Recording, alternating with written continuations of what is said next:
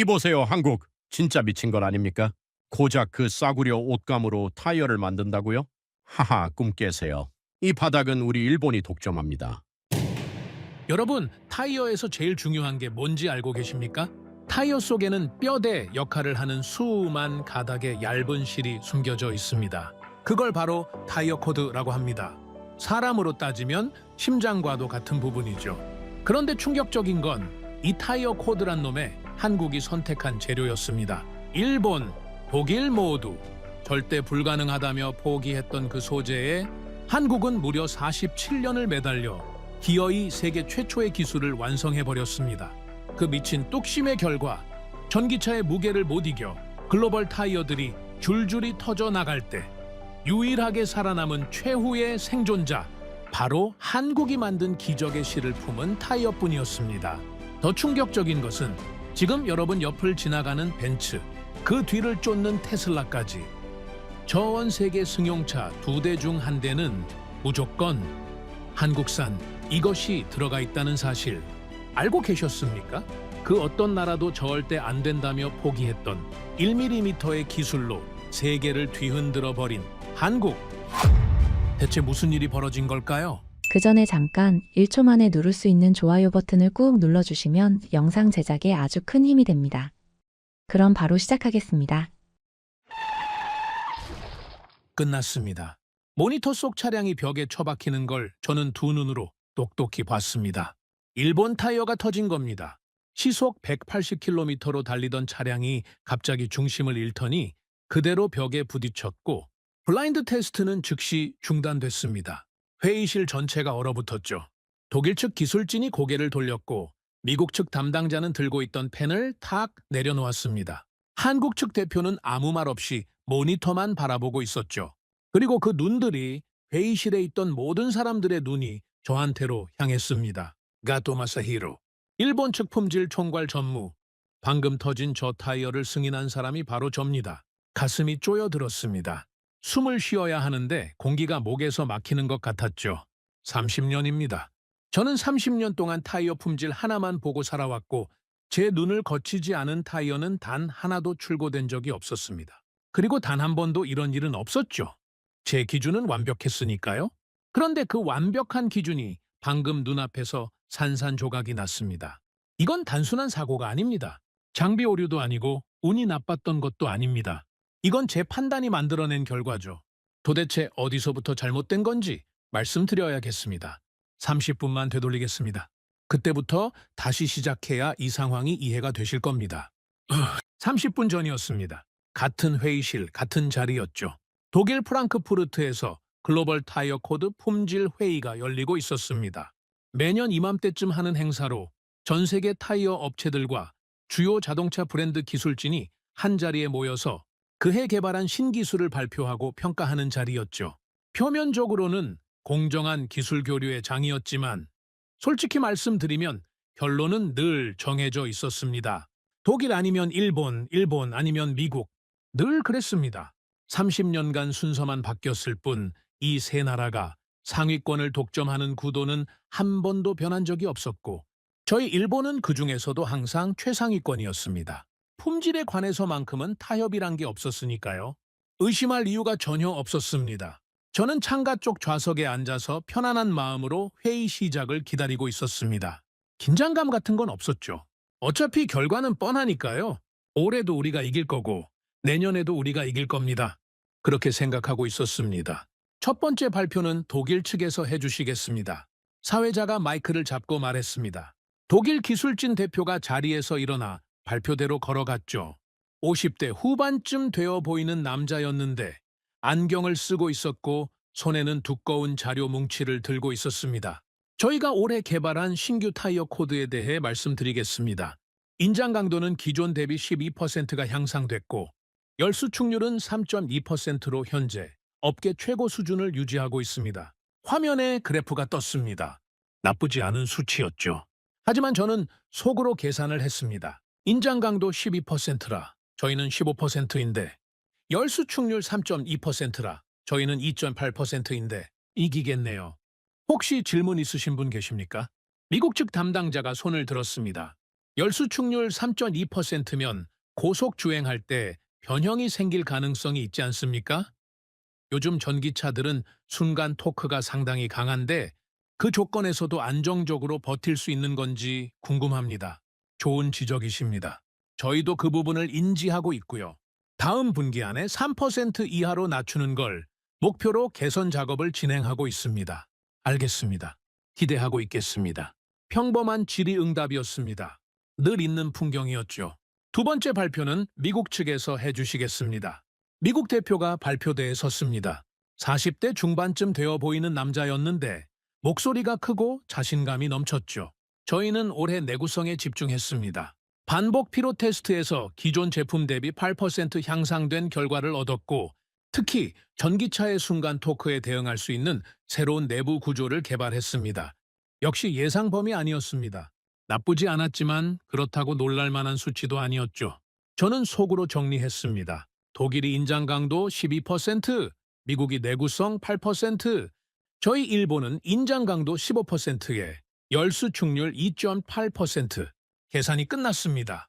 올해도 일본이 1등이겠구나. 세 번째 발표는 일본 측에서 해주시겠습니다. 제가 일어났습니다.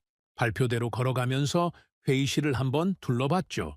독일 기술진이 저를 주시하고 있었고 미국 담당자가 펜을 들고 준비하고 있었습니다.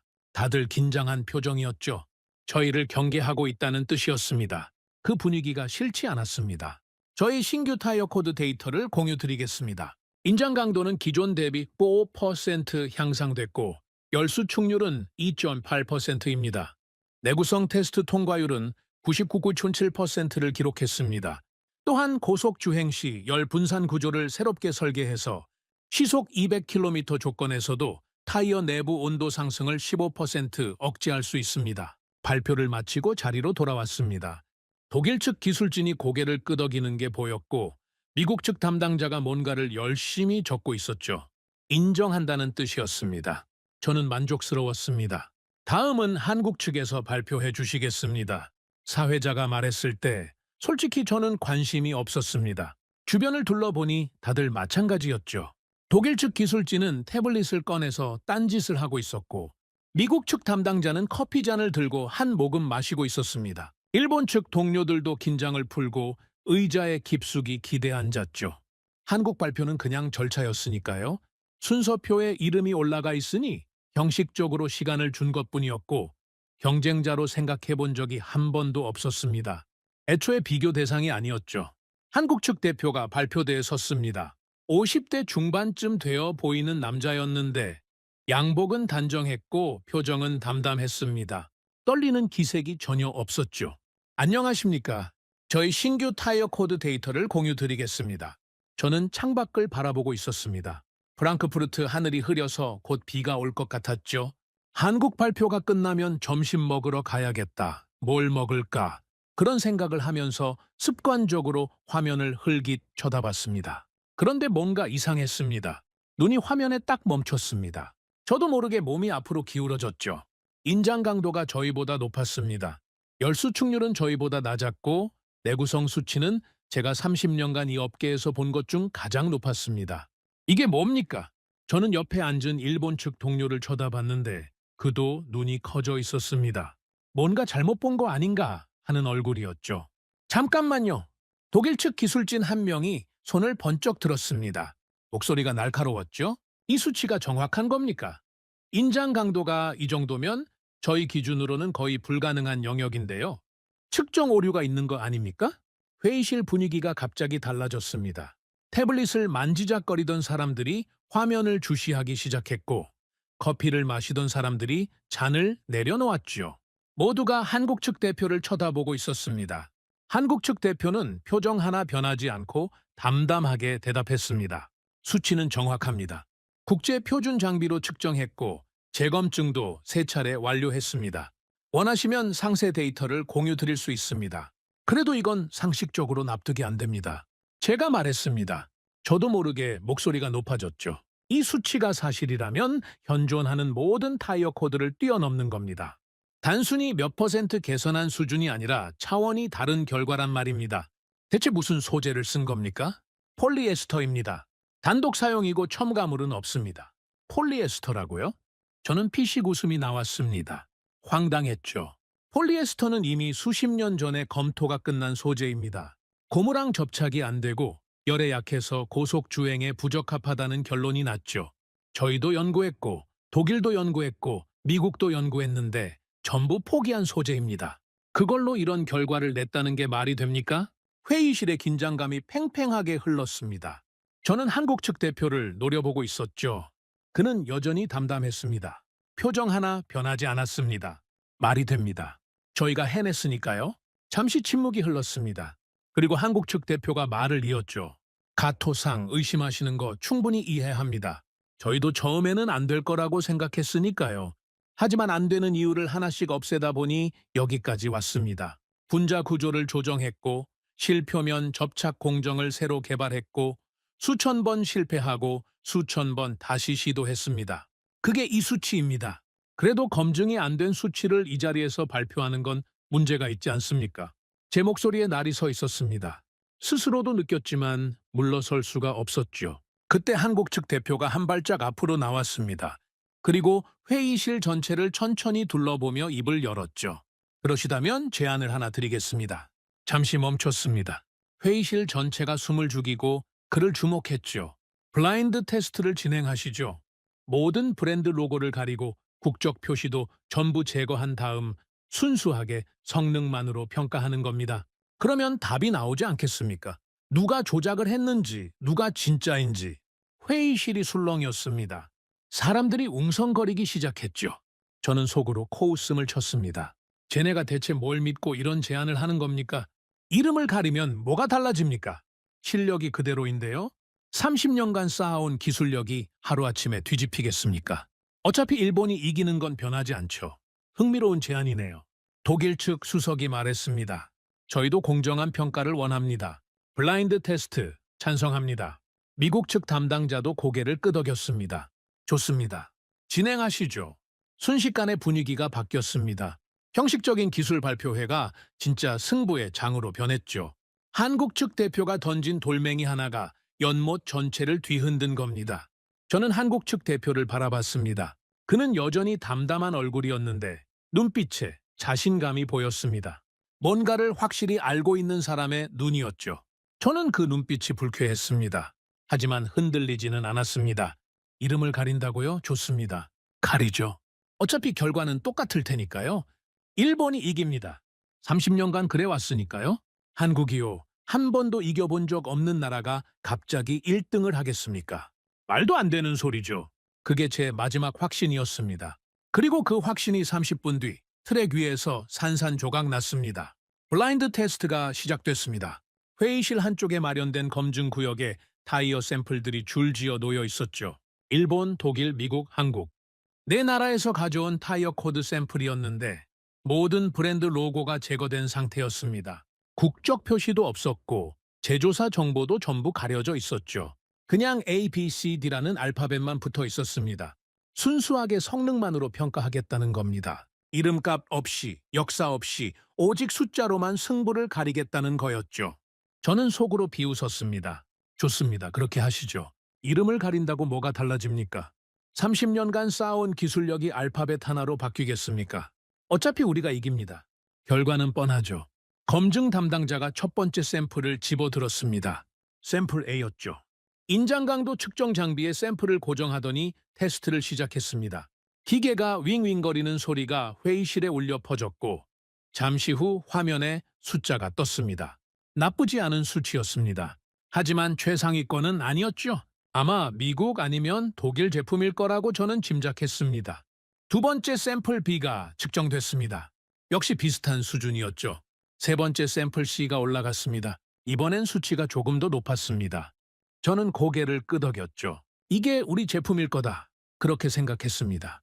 그리고 네 번째 샘플 D가 측정됐습니다. 화면에 숫자가 떴습니다. 저는 눈을 의심했죠.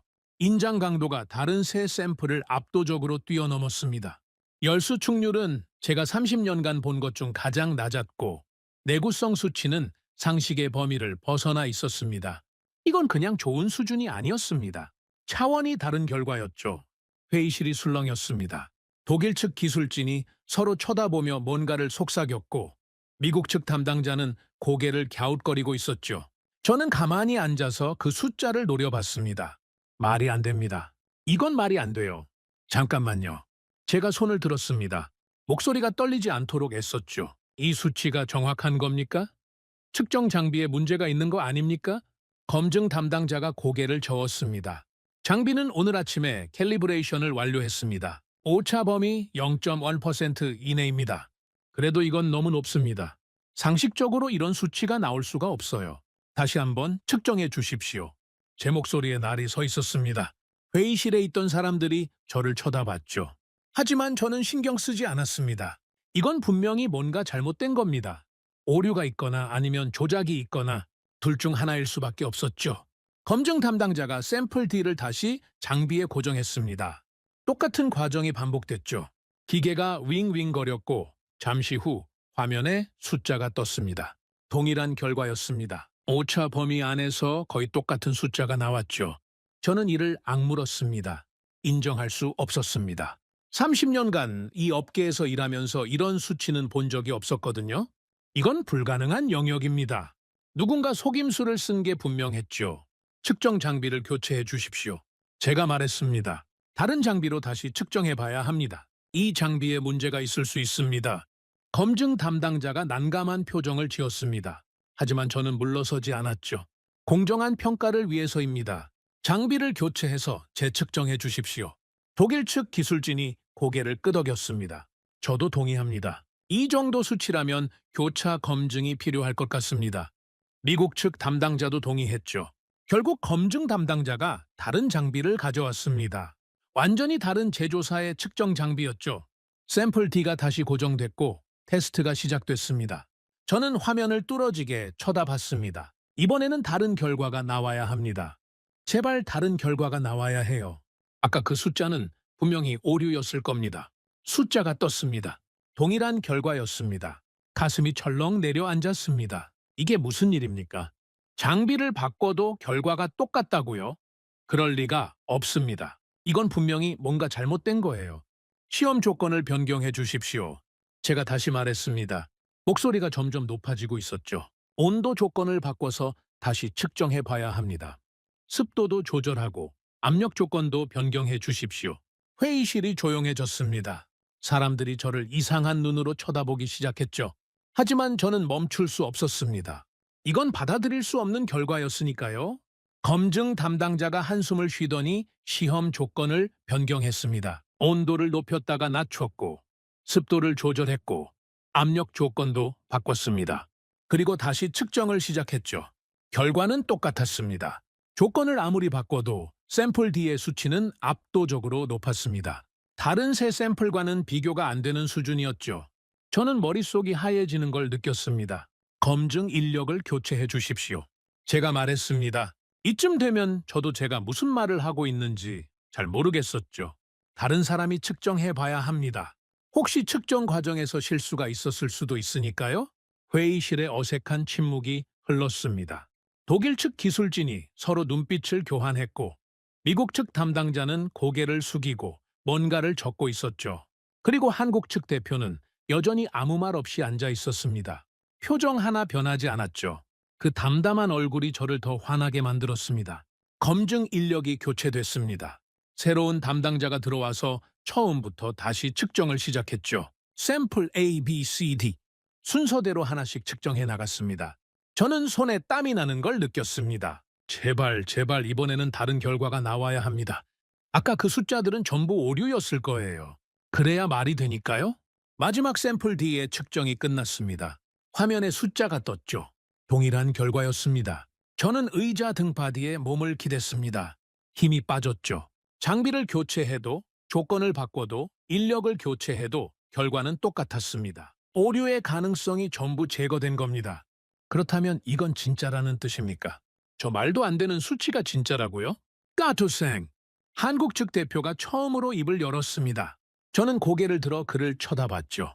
이제 결과를 인정하시겠습니까? 저는 대답하지 않았습니다. 대답할 수가 없었죠. 입술이 바짝 말라 있었고 머릿속은 혼란스러웠습니다. 거짓말하지 마십시오. 제가 말했습니다. 목소리가 떨렸죠. 이 결과는 재현될 수 있습니까? 다른 환경에서, 다른 조건에서도 똑같은 결과가 나온다고 장담할 수 있습니까? 한국 측 대표가 고개를 끄덕였습니다. 장담합니다. 저희는 이미 수천 번의 테스트를 거쳤습니다. 어떤 조건에서든 이 수치는 재현됩니다. 그게 어떻게 가능합니까? 폴리에스터로 이런 결과를 낸다는 게 말이 됩니까? 말이 됩니다. 저희가 해냈으니까요. 같은 대답이었습니다. 아까 회의실에서 들었던 것과 똑같은 말이었죠. 하지만 이번에는 그 말이 다르게 들렸습니다. 아까는 허풍처럼 들렸는데 지금은 사실처럼 들렸습니다. 저는 입술을 깨물었습니다. 인정하고 싶지 않았습니다. 30년간 믿어온 것들이 무너지는 기분이었거든요. 저희 일본은 타이어 코드 분야에서 세계 최고였습니다. 독일, 미국과 어깨를 나란히 하며 업계를 이끌어왔죠. 한국은 그 경쟁에 끼지도 못했습니다. 그냥 따라오는 나라 정도로 생각했죠. 그런데 그 한국이 저희를 뛰어넘었다고요? 그것도 이렇게 압도적인 차이로요? 샘플 출처를 공개하겠습니다. 검증 담당자가 말했습니다. 회의실에 긴장감이 감돌았죠. 샘플 A는 미국입니다. 샘플 B는 독일입니다. 샘플 C는 일본입니다. 저는 숨을 멈췄습니다. 샘플 C가 일본이라고요. 그러면 샘플 D는? 샘플 D는 한국입니다. 회의실이 웅성거렸습니다. 독일 측 기술진이 서로 쳐다보며 뭔가를 속삭였고 미국 측 담당자는 고개를 절레절레 흔들었죠. 저는 그냥 가만히 앉아 있었습니다. 아무 말도 할 수 없었습니다. 한국이 1등이었습니다. 그것도 압도적인 1등이었죠. 저희 일본은 3등이었습니다. 독일보다도 미국보다도 높았지만 한국에는 비교도 안 되는 수준이었습니다. 이게 현실입니까? 이게 진짜 일어난 일입니까? 저는 한국 측 대표를 바라봤습니다. 그는 여전히 담담한 표정이었죠. 기뻐하는 기색도 없었고 자랑스러워하는 표정도 아니었습니다. 그냥 당연한 결과를 확인한 사람의 얼굴이었습니다. 그 표정이 저를 더 무너지게 만들었습니다. 저는 이 결과가 틀렸다고 믿고 싶었거든요. 어딘가에 오류가 있을 거라고, 조작이 있을 거라고 생각했습니다. 하지만 모든 검증 과정을 통과했습니다. 장비를 바꿔도, 조건을 바꿔도, 인력을 바꿔도 결과는 똑같았죠. 그렇다면 이건 인정해야 하는 겁니까? 저희가 졌다는 걸요? 한국한테 졌다는 걸요? 아니, 그보다 더 무서운 생각이 머릿속을 스쳤습니다. 혹시 저희 기준이 틀린 건 아닐까요? 저희가 30년간 믿어온 그 기준 말입니다. 폴리에스터는 안 된다. 고무와 접착이 불량하다. 열에 약하다. 그래서 포기했다. 저희만 포기한 게 아니라 독일도 미국도 전부 포기했죠. 업계 전체가 불가능하다고 결론 내린 소재였습니다. 그런데 한국은 포기하지 않았습니다. 안 되는 이유를 하나씩 없애가면서 결국 해냈죠. 그렇다면 저희가 틀린 겁니다. 저희의 기준이, 저희의 판단이, 저희의 30년이 전부 틀렸던 겁니다. 그 생각이 머릿속을 떠나지 않았습니다. 회의실에서 무슨 이야기가 오갔는지 잘 기억나지 않습니다. 다른 참석자들이 뭐라고 했는지, 한국 측 대표가 무슨 말을 했는지 전부 멍하게 듣고 있었죠. 그리고 30분 뒤 블라인드 테스트 트랙에서 저희 타이어가 터졌습니다. 긱, 쾅. 그 소리가 모든 걸 확정지었습니다. 저희 기준은 틀렸습니다. 그리고 그 틀린 기준을 30년간 믿어온 저도 틀렸습니다. 저는 인정할 수 없었습니다. 블라인드 테스트 결과가 나오고 트랙에서 저희 타이어가 터지는 걸 두 눈으로 목격했는데도 마음 한구석에서는 계속 부정하고 있었죠. 한국이 저희를 이겼다고요? 그것도 압도적인 차이로요? 30년간 이 업계에서 일해온 저로서는 받아들이기 어려운 현실이었습니다. 회의가 끝나고 저는 독일 측 수석 기술진에게 다가갔습니다. 슈미트 박사, 잠깐 이야기 좀 할 수 있겠습니까? 슈미트 박사가 고개를 끄덕였습니다. 저희는 회의실 한쪽 구석으로 자리를 옮겼죠. 가토상, 무슨 이야기입니까? 한국 측 기술 자료를 공동으로 검토해보고 싶습니다. 저 혼자 보는 것보다 독일 측 시각도 필요할 것 같아서요. 슈미트 박사가 잠시 저를 쳐다봤습니다. 무슨 생각을 하는지 알 것 같았죠. 이 사람도 저처럼 믿기지 않는 거겠구나. 그래서 뭔가 허점을 찾고 싶은 거겠구나. 좋습니다. 저도 궁금한 점이 많았습니다. 한국 측에 자료 요청을 해보시죠. 저는 한국 측 대표에게 다가갔습니다. 그는 회의실을 나가려던 참이었죠. 실례합니다. 잠깐 이야기 좀 나눌 수 있겠습니까? 한국 측 대표가 멈춰 섰습니다. 여전히 담담한 표정이었죠. 물론입니다. 무슨 이야기입니까? 기술 자료를 요청드리고 싶습니다. 제조 공정, 소재 구성, 품질 관리 기록.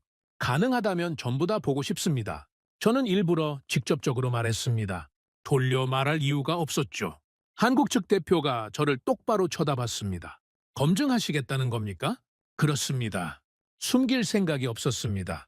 저는 저 수치가 진짜인지 확인하고 싶었고 어딘가에 허점이 있을 거라고 믿고 싶었죠. 좋습니다. 한국 측 대표가 고개를 끄덕였습니다. 전부 공개하겠습니다. 숨길 것 없습니다. 내일 오전까지 자료 준비해드리죠. 그 대답이 너무 시원해서 오히려 당황스러웠습니다. 보통은 기술 자료 공개를 꺼리기 마련인데 이 사람은 전혀 망설이지 않았거든요. 다음 날 아침 저와 슈미트 박사는 한국 측이 준비한 자료를 받아들었습니다. 두꺼운 서류 뭉치와 USB 드라이브가 전달됐죠. 저희는 회의실 한쪽에 마련된 검토 구역에 자리를 잡고 자료를 펼쳤습니다. 먼저 소재 구성부터 확인해 봅시다. 슈미트 박사가 말했습니다. 저도 동의했죠. 가장 기본적인 부분부터 시작해야 했으니까요. 자료를 열어봤습니다. 소재 구성란에는 단 한 단어만 적혀 있었습니다. 폴리에스터. 폴리에스터라고요? 슈미트 박사가 눈살을 찌푸렸습니다. 순수 폴리에스터입니다. 첨가물 없음, 혼합 소재 없음. 이게 말이 됩니까? 슈미트 박사가 저를 쳐다봤습니다. 저도 같은 생각이었죠. 폴리에스터는 저희 독일에서도 1970년대에 포기한 소재입니다. 고무와 접착이 안 되고 열에 약하고 고속 주행에 부적합하다는 결론이 났죠. 일본도 같은 결론을 내렸을 텐데요. 맞습니다. 저희도 1980년대에 연구를 중단했습니다. 미국도 마찬가지였고요. 업계 전체가 버린 소재입니다. 저는 자료를 더 넘겼습니다. 첨가물 목록, 혼합 비율, 원료 공급처 전부 확인했지만 특별한 건 없었습니다. 정말로 순수 폴리에스터였죠. 가토상, 이건 뭔가 이상합니다. 슈미트 박사가 고개를 저었습니다. 폴리에스터로 저런 수치를 낸다는 게 상식적으로 불가능합니다. 분명히 뭔가 숨기고 있는 게 있을 겁니다. 저도 그렇게 생각합니다. 공정 자료를 봅시다. 저희는 제조 공정 섹션으로 넘어갔습니다. 그리고 거기서 이상한 걸 발견하기 시작했죠. 이게 뭡니까? 슈미트 박사가 한 페이지를 가리켰습니다. 실표면 처리 공정이라고 적혀 있었죠. 접착층 형성 공정입니다. 폴리에스터 실을 뽑아낸 다음 표면을 화학적으로 처리해서 고무와 결합할 수 있는 구조로 바꾸는 겁니다. 저는 자료를 자세히 읽어 내려갔습니다. 기술적인 내용이 빼곡하게 적혀 있었죠. 원래 폴리에스터 표면은 매끄러워서 고무가 붙지 않는데 이 처리를 거치면 표면에 미세한 결합 지점들이 생긴다고 합니다. 그래서 고무가 실에 단단히 붙게 되는 거죠. 슈미트 박사가 한숨을 쉬었습니다. 이게 사실이라면 폴리에스터의 가장 큰 약점을 해결한 겁니다. 맞습니다. 그런데 열 문제는요. 폴리에스터는 200도에서 늘어나고 변형됩니다. 저는 자료를 더 넘겼습니다. 그리고 HMLS라는 단어를 발견했죠. HMLS가 뭡니까? 슈미트 박사가 물었습니다. 고강력 저수축이라는 뜻입니다. High Modulus Low Shrinkage. 분자 구조 자체를 재설계해서 열을 받아도 늘어나지 않게 만든 기술이라고 합니다. 분자 구조를 재설계했다고요? 슈미트 박사의 목소리에 믿을 수 없다는 기색이 묻어났습니다. 저도 마찬가지였죠. 폴리에스터의 분자 배열을 조정해서 열에 의한 수축이나 팽창이 거의 없는 구조를 만들어냈다고 합니다. 200도에서 4시간 연속 테스트를 해도 형태 변화가 거의 없다고 적혀 있네요. 저희는 잠시 말을 잃었습니다. 이게 사실이라면 폴리에스터의 두 번째 약점마저 해결한 겁니다. 접착 문제도 해결하고 열 문제도 해결하고 그러면 폴리에스터를 포기할 이유가 없어지죠. 가토생. 슈미트 박사가 저를 불렀습니다. 이 기술이 언제부터 개발된 건지 확인해 봅시다. 연구 기록이 있을 겁니다. 저는 자료 뭉치에서 연구 로그 섹션을 찾았습니다. 페이지를 넘기는데 손이 떨렸죠. 뭔가 예감이 좋지 않았습니다. 시작이 1979년입니다. 제가 말했습니다. 목소리가 건조하게 나왔죠. 뭐라고요? 1979년, 거의 50년 전입니다. 그때부터 폴리에스터 타이어 코드 연구를 시작했다고 합니다. 슈미트 박사가 자료를 빼앗듯이 가져갔습니다. 직접 확인하고 싶었던 거겠죠. 이건 저희가 포기한 시점이랑 거의 같은 시기입니다. 맞습니다. 저희가 포기할 때 한국은 시작한 겁니다. 저희는 연구 로그를 하나하나 읽어 내려갔습니다. 실패 기록이 산더미처럼 쌓여 있었죠. 접착 실패, 열 변형, 강도 부족, 온갖 문제들이 기록되어 있었습니다. 1985년 접착 테스트 실패, 고무 분리 현상 발생. 제가 읽었습니다. 1987년 열 안정성 테스트 실패, 150도에서 형태 변형 확인. 1992년 프로젝트 중단 검토 보고서. 슈미트 박사가 한 페이지를 가리켰습니다. 여기 보십시오. 더 이상 진행이 어렵다. 예산을 다른 곳에 투입하는 게 낫겠다. 이런 내용입니다. 그런데 다음 페이지를 보십시오. 저는 페이지를 넘겼습니다. 1992년 프로젝트 재개 승인. 다시 해보자. 한 번 더 시도하자. 슈미트 박사가 한숨을 쉬었습니다. 이 사람들 포기를 안 했군요. 안 했습니다. 수십 년을 버텼습니다. 저희는 계속 기록을 읽어 나갔습니다. 1995년에 또 중단 검토가 있었고 1996년에 재개됐습니다. 2001년에 또 중단 검토, 2002년에 재개. 이 패턴이 계속 반복됐죠. 기록에 따르면 실패 횟수가 수천 번입니다. 제가 말했습니다. 수천 번 실패하고 수천 번 다시 시도하고 그렇게 쌓인 시간이 이 결과를 만들어낸 겁니다. 슈미트 박사가 자료를 덮고 의자에 기대 앉았습니다. 가토상, 솔직히 말씀드리겠습니다. 말씀하십시오. 저는 처음에 조작이라고 생각했습니다. 아니면 뭔가 트릭이 있을 거라고요. 하지만 이 기록을 보니까 슈미트 박사가 고개를 저었습니다. 이건 진짜입니다. 50년간 포기하지 않고 연구한 결과물입니다. 저희가 버린 길을 한국은 끝까지 걸은 겁니다. 저도 같은 생각이었습니다. 하지만 입 밖으로 내기가 어려웠죠. 인정하고 싶지 않았으니까요. 그때 회의실 문이 열렸습니다. 한국 측 대표가 들어왔죠. 자료 검토는 잘 되고 있습니까? 담담한 목소리였습니다. 저는 그를 쳐다봤죠. 질문이 있습니다. 말씀하십시오. 왜 포기하지 않았습니까? 제가 물었습니다. 진심으로 궁금했죠. 전 세계가 불가능하다고 결론 내린 소재입니다. 독일도, 일본도, 미국도 전부 포기했습니다. 그런데 왜 한국만 계속했습니까? 50년 동안이나? 한국 측 대표가 잠시 생각하더니 대답했습니다. 저희한테는 다른 선택지가 없었기 때문입니다. 무슨 뜻입니까?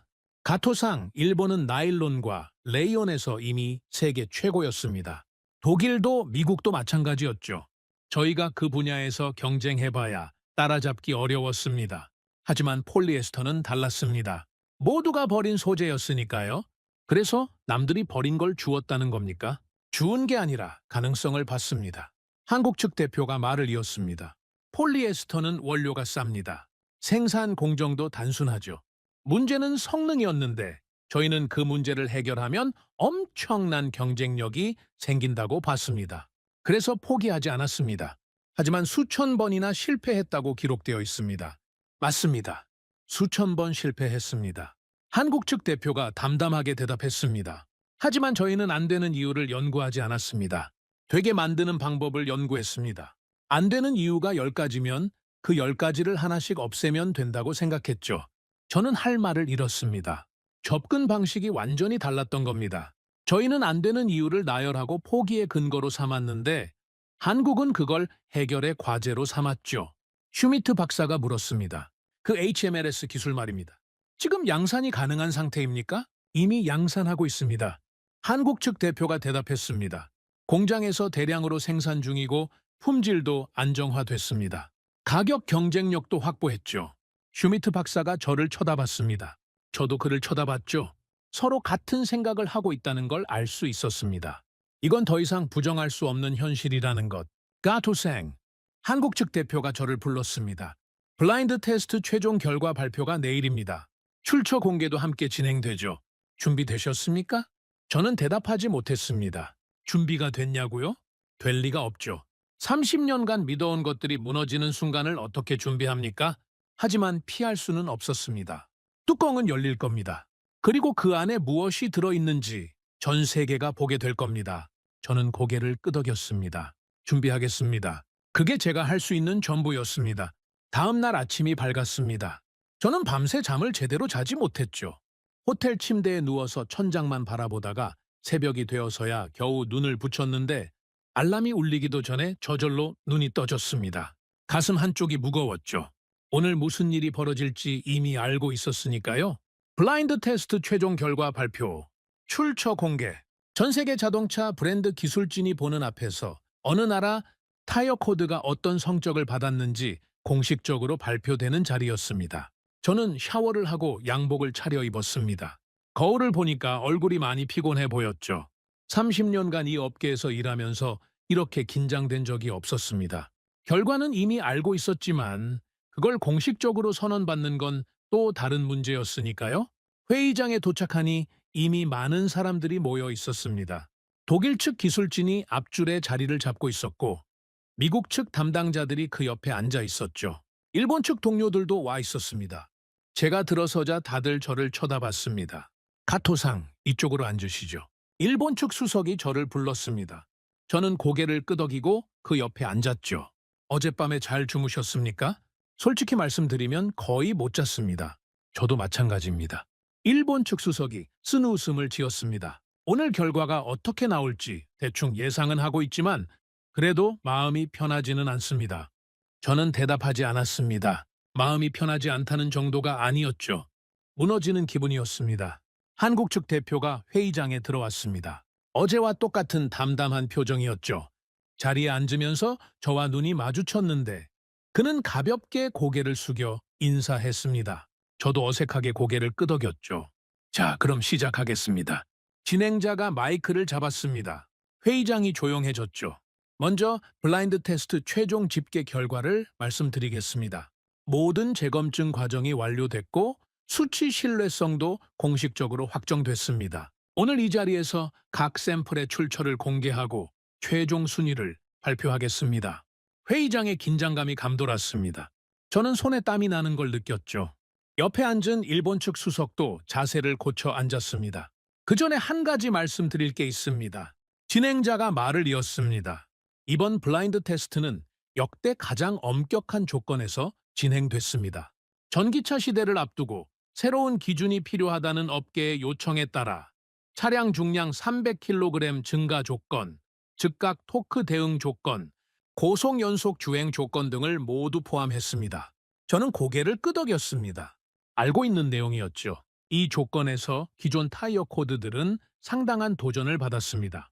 일부 샘플은 테스트 도중 기준에 미달했고 일부는 트랙 테스트에서 문제가 발생했죠. 트랙 테스트에서 문제가 발생했다. 저희 타이어가 터진 이야기였습니다. 저는 얼굴이 화끈거리는 걸 느꼈죠. 그럼 결과 발표를 시작하겠습니다. 화면을 봐주시기 바랍니다. 대형 스크린의 표가 떴습니다. 샘플 A, B, C, D. 그리고 각 샘플의 점수가 나열되어 있었죠. 출처는 아직 가려진 상태였습니다. 4위부터 발표하겠습니다. 회의장이 숨을 죽였습니다. 4위, 샘플 B. 출처는 진행자가 잠시 멈췄습니다. 미국입니다. 웅성거림이 퍼졌습니다. 미국 측 담당자들이 서로 쳐다보는 게 보였죠. 4위라니 예상보다 낮은 순위였을 겁니다. 3위, 샘플 A. 출처는 저는 숨을 멈췄습니다. 독일입니다. 슈미트 박사가 한숨을 쉬는 소리가 들렸습니다. 독일이 3위라고요? 그러면 저희 일본은 2위 샘플 C. 출처는 제발 1위라고 해주십시오. 일본입니다. 2위. 저희가 2위였습니다. 1위가 아니라 2위. 저는 옆에 앉은 일본 측 수석을 쳐다봤습니다. 그도 충격받은 표정이었죠. 30년간 저희는 항상 최상위권이었습니다. 1위 아니면 독일과 공동 1위. 그랬는데 이번에는 2위라니요. 그러면 1위를 발표하겠습니다. 회의장이 완전히 조용해졌습니다. 숨소리조차 들리지 않았죠. 1위 샘플 D. 출처는 진행자가 천천히 말했습니다. 한국입니다. 정적이 흘렀습니다. 아무도 말하지 않았죠. 환호도 없었고 박수도 없었습니다. 그냥 침묵만 회의장을 가득 채웠습니다. 저는 한국 측 좌석을 바라봤습니다. 한국 측 대표는 여전히 담담한 표정으로 앉아 있었죠. 기뻐하는 기색도 없었고 승리를 자축하는 모습도 아니었습니다. 그냥 예상대로 됐다는 듯이 조용히 앉아 있었습니다. 잠깐만요. 미국 측 담당자 한 명이 손을 들었습니다. 점수 차이를 확인할 수 있을까요? 1위와 2위 사이에 얼마나 격차가 있습니까? 진행자가 화면을 전환했습니다. 상세 점수표가 나타났죠. 저는 그 숫자들을 보고 할 말을 잃었습니다. 1위 한국과 2위 일본 사이의 격차가 엄청났습니다. 단순히 몇 점 차이가 아니라 거의 다른 리그 수준이었죠. 인장 강도, 열수축률, 내구성, 피로 저항성. 모든 항목에서 한국이 압도적으로 높았습니다. 이게 실화입니까? 독일 측 슈미트 박사가 중얼거렸습니다. 저도 같은 생각이었죠. 추가로 말씀드릴 사항이 있습니다. 진행자가 말했습니다. 트랙 테스트 결과도 함께 공유드리겠습니다. 시속 180km 고속 내구 테스트에서 일본 샘플은 파열이 발생해 테스트가 중단됐습니다. 반면 한국 샘플은 시속 200km까지 올려도 아무 이상이 없었습니다. 가슴이 철렁 내려앉았습니다. 어제 트랙에서 터진 그 타이어, 제가 승인한 그 타이어, 모든 사람들 앞에서 공식적으로 언급되고 있었죠. 일본 측에서 의견 있으시면 말씀해 주십시오. 진행자가 저를 쳐다봤습니다. 회의장에 있던 모든 시선이 저한테 쏠렸죠. 저는 입을 열었다가 다시 다물었습니다. 뭐라고 말해야 합니까? 변명을 해야 합니까? 사과를 해야 합니까? 머릿속이 하얘졌습니다. 가토상. 옆에서 일본 측 수석이 작은 목소리로 저를 불렀습니다. 뭐라도 말씀하셔야 합니다. 저는 천천히 자리에서 일어났습니다. 다리가 후들거렸지만 최대한 평정을 유지하려고 노력했죠. 결과를 인정합니다. 그게 제가 할 수 있는 전부였습니다. 블라인드 테스트는 공정하게 진행됐고 재검증 과정도 철저했습니다. 이 결과에 이의를 제기할 근거가 없습니다. 회의장이 조용했습니다. 모두가 저를 쳐다보고 있었죠. 다만 한 가지 질문을 드리고 싶습니다. 저는 한국 측 대표를 바라봤습니다. 이 기술을 개발하는 데 얼마나 걸렸습니까? 한국 측 대표가 자리에서 일어났습니다. 정확히 말씀드리면 47년입니다. 1979년에 연구를 시작해서 현재까지 계속해왔습니다. 웅성거림이 퍼졌습니다. 47년이라고요? 거의 반세기 가까운 시간이었죠.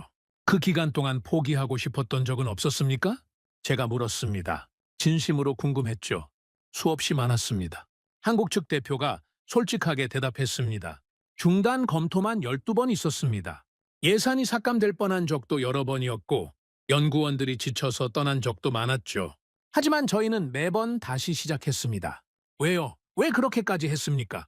아까도 말씀드렸지만 저희한테는 다른 선택지가 없었기 때문입니다. 한국 측 대표가 잠시 말을 멈췄다가 이었습니다. 가토상, 일본은 나일론과 레이온에서 세계 최고였습니다. 저희가 그 분야에서 따라잡으려면 몇십 년이 걸렸을 겁니다. 하지만 폴리에스터는 달랐습니다. 모두가 포기한 분야였으니까요. 저희는 거기서 가능성을 봤고 그 가능성에 47년을 걸었습니다. 회의장이 조용했습니다.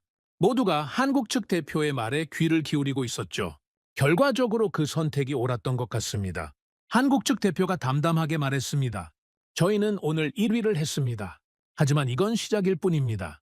전기차 시대가 오고 있고 타이어에 요구되는 조건은 더 까다로워질 겁니다. 저희는 그 미래를 준비해 왔습니다. 저는 자리에 앉았습니다. 더 이상 할 말이 없었죠. 47년. 그 시간 동안 한국은 묵묵히 연구를 계속했고 저희는 다른 길을 걸었습니다. 그리고 오늘 그 두 길의 결과가 나란히 비교되고 있었죠. 추가 질문 있으신 분 계십니까? 진행자가 물었습니다. 저요? 독일 측 슈미트 박사가 손을 들었습니다. 한국 측에 질문 드리겠습니다. 이 HMLS 기술, 현재 양산 체제가 어느 정도 갖춰져 있습니까? 저희 독일 브랜드들이 채택을 검토하려면 안정적인 공급이 가능해야 하는데요. 한국 측 대표가 고개를 끄덕였습니다. 현재 연간 생산량은 약 15만 톤입니다. 내년에 공장을 증설하면 20만 톤까지 늘어날 예정이고요. 품질 안정성은 이미 확보되어 있습니다. 지난 3년간 불량률이 0.01% 미만이었습니다. 슈미트 박사가 메모를 했습니다. 가격 경쟁력은 어떻습니까? 기존 나일론 코드 대비 약 15% 저렴합니다. 원료인 폴리에스터 자체가 나일론보다 싸기 때문이죠. 생산 공정도 단순화되어서 제조 비용도 낮습니다. 회의장에 웅성거림이 퍼졌습니다. 성능도 좋고 가격도 싸다고요. 이건 완전히 게임 체인저였죠. 미국 측에서도 질문 드려도 될까요? 미국 측 담당자가 손을 들었습니다. 전기차 전용 타이어 코드로 개발된 버전이 따로 있습니까? 테슬라나 리비안 같은 전기차 브랜드들이 요구하는 스펙이 일반 차량과 다른데요. 이미 개발되어 있습니다. 한국 측 대표가 대답했습니다. 전기차 전용 고강도 버전은 일반 버전보다 인장 강도가 20% 더 높고 소음 저감 구조도 적용되어 있습니다. 전기차는 엔진 소음이 없어서 타이어 소음이 더 크게 느껴지거든요. 그 부분까지 고려한 제품입니다. 미국 측 담당자가 동료들과 뭔가를 속삭였습니다. 표정들이 진지했죠. 채택을 심각하게 고려하고 있다는 게 눈에 보였습니다. 저는 가만히 앉아서 이 광경을 지켜봤습니다. 불과 이틀 전만 해도 저희 일본이 이 자리의 주인공이었습니다. 모든 브랜드들이 저희한테 질문하고 저희 기술을 검토했죠. 그런데 지금은 한국이 그 자리를 차지하고 있었습니다. 가토생. 옆에서 일본 측 수석이 작은 목소리로 말했습니다. 어떻게 해야 합니까? 저는 잠시 생각했습니다. 어떻게 해야 하냐고요? 솔직히 저도 모르겠습니다. 30년간 해온 방식이 통하지 않는 세상이 왔는데 제가 뭘 어떻게 해야 합니까? 일단 본사에 보고해야 합니다. 제가 말했습니다. 오늘 결과를 있는 그대로 전달하고 대응 방안을 논의해야 합니다. 한국 기술을 분석해서 저희도 비슷한 걸 개발할 수 있는지 아니면 다른 전략을 세워야 하는지 시간이 얼마나 걸릴까요? 한국을 따라잡으려면요? 저는 고개를 저었습니다. 솔직히 모르겠습니다. 한국이 47년 걸렸다고 했는데 저희가 지금 시작하면 절반이라고 해도 20년 넘게 걸릴 겁니다. 그 사이에 한국은 더 앞서 나가겠죠. 일본 측 수석의 얼굴이 어두워졌습니다. 그러면 어떻게 합니까? 그냥 쥐고 있어야 합니까? 다른 방법이 있습니다. 저는 잠시 망설이다가 말했습니다. 한국 기술을 채택하는 겁니다. 저희가 만드는 타이어에 한국산 코드를 쓰는 거죠. 그게 말이 됩니까? 일본 타이어에 한국 부품을 쓴다고요? 말이 되고 안 되고의 문제가 아닙니다. 제가 말했습니다. 안전의 문제입니다. 저희 타이어가 트랙에서 터졌습니다. 시속 180km에서요. 이게 실제 도로였으면 사람이 죽었습니다. 자존심 때문에 안전을 포기할 수는 없습니다. 일본 측 수석이 입을 다물었습니다. 반박할 말이 없었던 거겠죠. 회의가 끝나고 사람들이 하나둘 자리를 떴습니다. 저는 회의장에 남아서 한동안 빈 화면을 바라봤습니다. 1위 한국, 2위 일본. 그 숫자들이 머릿속에서 떠나지 않았죠. 가토생. 뒤에서 목소리가 들렸습니다. 돌아보니 한국 측 대표가 서 있었죠. 수고 많으셨습니다. 담담한 목소리였습니다. 승자의 여유 같은 건 느껴지지 않았죠. 축하드립니다. 공정한 경쟁이었고 결과도 명확했습니다. 제가 말했습니다. 진심이었죠. 감사합니다. 하지만 저희는 이걸 경쟁이라고 생각하지 않았습니다. 그게 무슨 뜻입니까? 저희한테 이건 생존이었습니다. 이기느냐 지느냐가 아니라 살아남느냐 사라지느냐의 문제였죠. 그래서 47년을 버틸 수 있었습니다. 저는 그 말을 곱씹었습니다. 생존. 그렇게 생각하니까 조금 이해가 됐습니다. 저희 일본은 이미 1등이었으니까 편하게 연구할 수 있었죠. 하지만 한국은 달랐습니다. 살아남으려면 뭔가 다른 걸 해야 했고, 그래서 남들이 포기한 길을 선택했던 겁니다. 앞으로 어떻게 하실 겁니까? 한국 측 대표가 물었습니다. 솔직히 아직 모르겠습니다. 본사랑 상의해 봐야죠. 제안을 하나 드려도 될까요? 말씀하십시오. 협력을 고려해 보시면 어떨까요? 저는 눈을 깜빡였습니다. 협력이라고요? 저희 기술과 일본의 제조 노하우가 합쳐지면 더 좋은 제품을 만들 수 있습니다. 경쟁만이 답은 아닙니다. 저는 잠시 생각에 잠겼습니다. 협력이라. 생각해보지 않은 건 아니었지만 막상 제안을 받으니 복잡한 기분이 들었죠. 검토해보겠습니다. 제가 대답했습니다. 그게 제가 지금 할 수 있는 최선이었죠. 한국 측 대표가 고개를 끄덕이고 자리를 떴습니다. 저는 혼자 회의장에 남아서 한동안 생각에 잠겼습니다. 기준이 바뀌고 있었습니다. 30년간 제가 믿어온 기준이, 업계 전체가 따르던 기준이 무너지고 새로운 기준이 세워지고 있었죠. 그리고 그 새로운 기준의 중심에 한국이 있었습니다. 이건 단순한 패배가 아니었습니다. 시대가 바뀌고 있다는 신호였죠. 저희가 그 변화를 따라갈 수 있을지 아니면 뒤처져서 사라질지, 그건 앞으로 저희가 어떤 선택을 하느냐에 달려 있었습니다. 저는 회의장을 나서면서 결심했습니다. 본사에 돌아가면 솔직하게 보고하겠다고, 한국 기술이 저희를 앞섰다고, 저희가 변해야 한다고. 자존심 때문에 현실을 외면할 수는 없으니까요.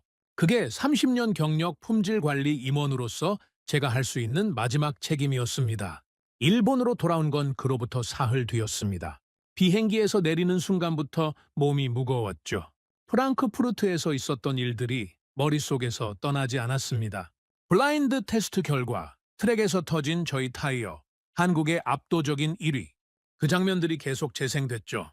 본사 회의실에 들어섰을 때 임원들이 이미 자리를 잡고 있었습니다. 사장님도 오셨더군요. 평소에는 이런 기술 보고 회의에 직접 참석하시는 분이 아닌데 상황이 심각하다는 걸 알고 계셨던 겁니다. 가토 전무, 자리에 앉게. 사장님이 말씀하셨습니다. 저는 고개를 숙여 인사하고 자리에 앉았죠. 프랑크푸르트에서 무슨 일이 있었는지 대략 보고를 받았네. 자네가 직접 설명해주게. 저는 심호흡을 하고 입을 열었습니다. 결론부터 말씀드리겠습니다. 블라인드 테스트에서 저희가 2위를 했습니다. 1위는 한국이었습니다. 회의실에 침묵이 흘렀습니다.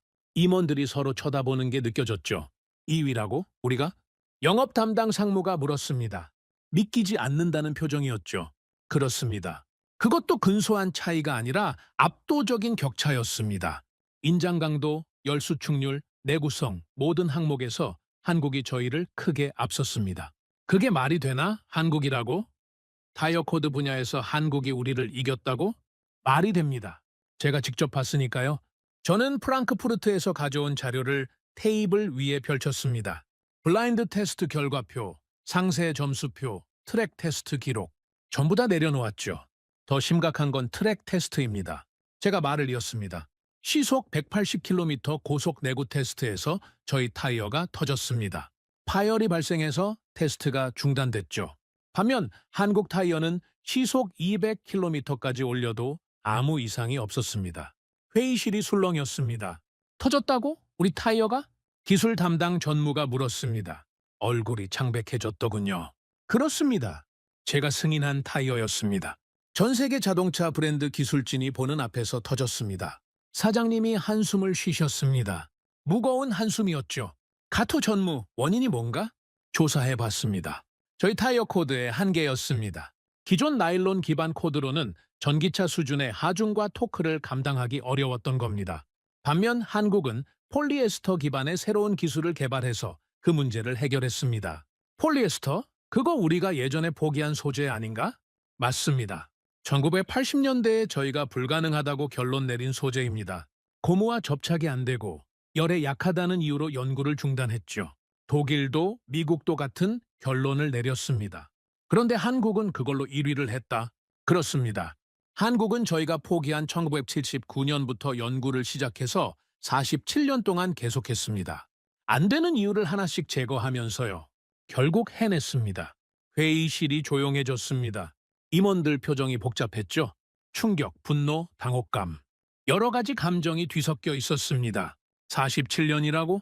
사장님이 되물으셨습니다. 예, 47년입니다. 그 기간 동안 중단 검토만 12번 있었다고 합니다. 하지만 매번 다시 시작했죠.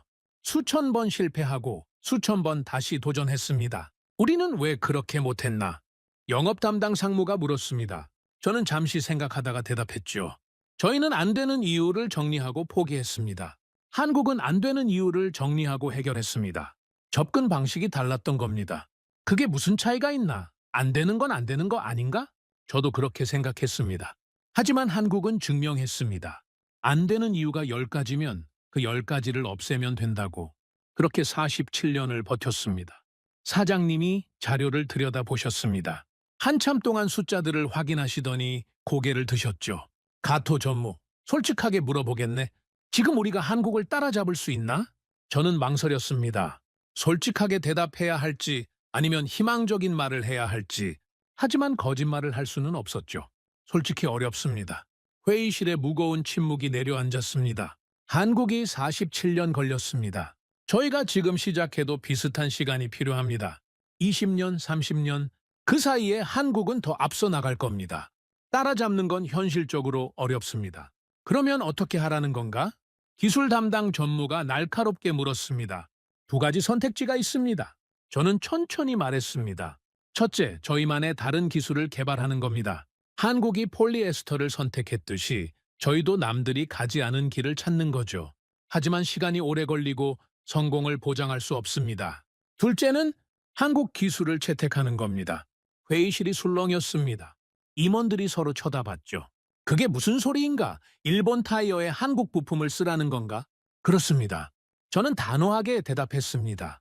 프랑크푸르트에서 저희 타이어가 터졌습니다. 시속 180km에서요. 이게 실제 고속도로였으면 사람이 죽었습니다. 자존심 때문에 안전을 포기할 수는 없습니다. 하지만 그건 영업 담당 상무가 말을 흐렸습니다. 굴욕 아닌가? 일본 기술이 한국한테 졌다고 인정하는 거잖아. 이미 졌습니다. 저는 똑바로 쳐다보며 말했습니다. 블라인드 테스트에서 2위를 했고 트랙에서 타이어가 터졌습니다. 이건 숨길 수 있는 게 아닙니다. 전 세계 자동차 브랜드들이 다 봤습니다. 독일도 봤고 미국도 봤습니다. 지금 중요한 건 체면이 아니라 앞으로 어떻게 할 것인가입니다. 사장님이 손을 들어 회의실을 조용히 시켰습니다. 가토 전무 말이 맞네? 이미 일어난 일은 바꿀 수 없어. 중요한 건 대응이야. 사장님이 저를 바라보셨습니다. 자네 생각은 어떤가? 솔직하게 말해보게. 저는 심호흡을 하고 대답했습니다. 저는 한국과 협력하는 게 현실적이라고 생각합니다. 협력? 예. 한국 측 대표가 제안을 했습니다. 저희 제조 노하우와 한국의 소재 기술을 합치면 더 좋은 제품을 만들 수 있다고요. 경쟁만이 답은 아니라고 했습니다. 임원들이 웅성거렸습니다. 반대 의견도 있었고 고민하는 표정도 있었죠. 잠깐만, 한국이 먼저 협력을 제안했다고? 기술 담당 전무가 물었습니다. 그렇습니다. 이긴 쪽에서 먼저 손을 내밀었습니다. 왜 이겼으면 혼자 가면 되잖아. 그것도 여쭤봤습니다. 한국 측 대표는 이렇게 대답하더군요. 전기차 시대가 오고 있고 시장은 급격히 커지고 있다. 혼자 다 가져갈 수 없다. 그리고 경쟁보다 협력이 더 빠르게 성장할 수 있다고요. 사장님이 고개를 끄덕이셨습니다. 영리한 친구로군. 저도 그렇게 생각했습니다. 한국은 기술만 좋은 게 아니라 전략도 있습니다. 회의실에 잠시 침묵이 흘렀습니다. 사장님이 입을 여셨죠. 다른 회사들은 어떻게 움직이고 있나? 독일은 이미 한국과 접촉을 시작한 것 같습니다. 슈미트 박사가 회의 직후에 한국 측 대표와 오래 이야기를 나누더군요. 미국도 마찬가지입니다.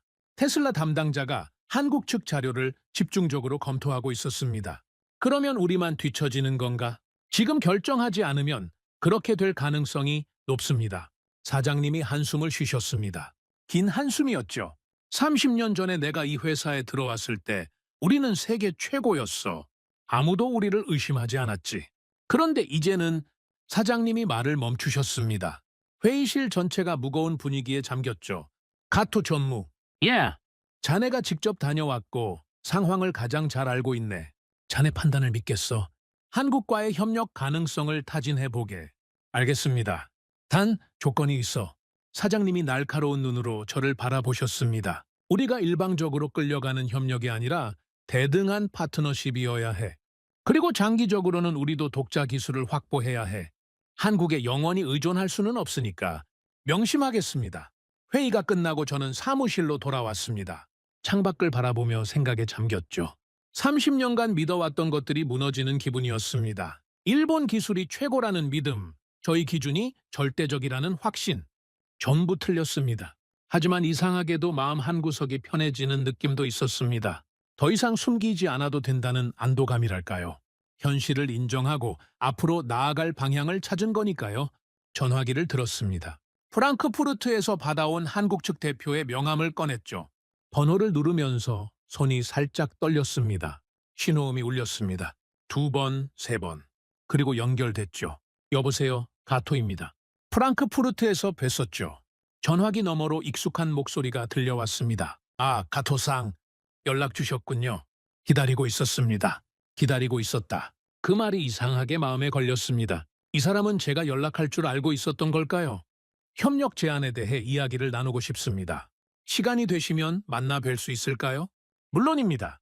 다음 주에 제가 도쿄에 갈 일이 있는데 그때 만나시죠. 알겠습니다. 장소와 시간은 제가 정해서 연락드리겠습니다. 좋습니다. 그럼 다음 주에 뵙겠습니다. 전화를 끊고 한참 동안 수화기를 들여다봤습니다. 새로운 시작이었죠. 30년간 걸어온 길과는 완전히 다른 방향으로 첫 발을 내딛는 순간이었습니다. 창밖에 해가 지고 있었습니다. 노을빛이 사무실 안으로 스며들었죠. 내일부터는 다른 하루가 시작될 겁니다. 어떤 하루가 될지는 모르지만 적어도 현실을 외면하지는 않을 겁니다.